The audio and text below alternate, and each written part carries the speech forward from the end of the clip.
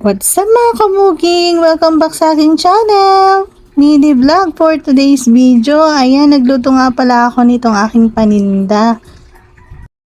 Dahil nga may pa-order itong aking anak na dalaga, gusto daw ng mga kaklase niya.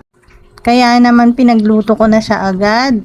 Syempre dahil birthday nga ngayon ng aking hipag, shout out sa'yo, Gretchen de la Cruz Rosal, ayan, happy birthday.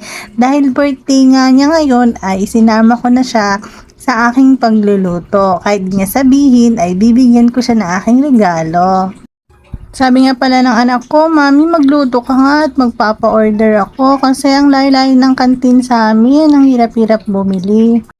Kaya naman umuo ako agad dahil pabor naman sa amin, dagdag pa sa kanilang baon.